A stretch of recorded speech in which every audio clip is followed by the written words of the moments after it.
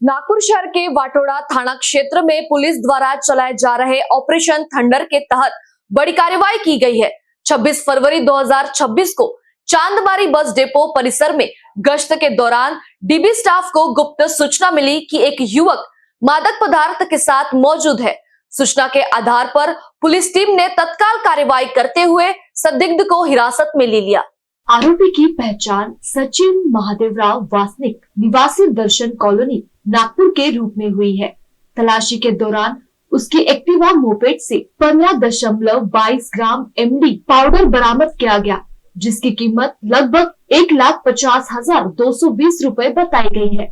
इसके अलावा एक मोटरसाइकिल 70,000 रुपए, एक मोबाइल फोन 15,000 रुपए और 220 रुपए नकद जब्त किए गए।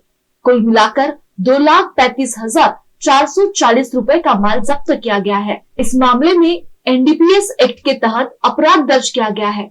आगे की जांच वाटोड़ा पुलिस द्वारा की जा रही है तथा आरोपी की गिरफ्तारी प्रक्रिया जारी है। पोलीस स्टेशन वाटोड़ा येथे गोपनीय बातमीदारांनी माहिती दिली होती की चांदमारी परिसरात एक इसम संशयितरित्या फिरत आहे।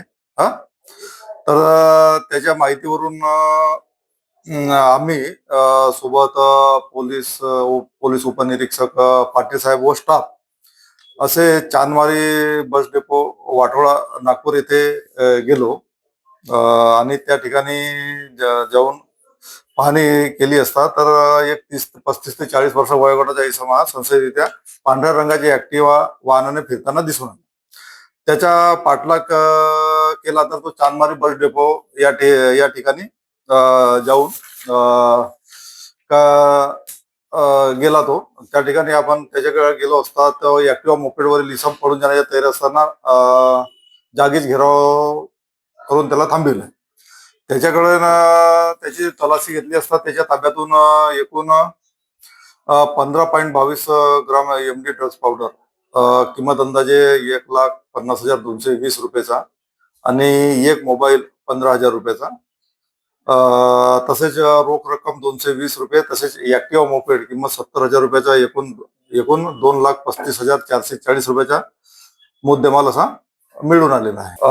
सदरची कारवाई माननीय निकेतन कदम साहेब पोलीस उपरची कारवाई माननीय पोलीस आयुक्त साहेब यांच्या ऑपरेशन थंडर अंतर्गत करण्यात आली असून माननीय निकेतन कदम साहेब झोन 5 कळमना विभाग, तसेच एसीपी आव्हाड साहेब कळमना विभाग यांच्या मार्गदर्शनाखाली, तसेच वरिष्ठ पोलीस निरीक्षक हरीश कुमार बोराडे यांच्या मार्गदर्शनाखाली करण्यात आलेली आहे।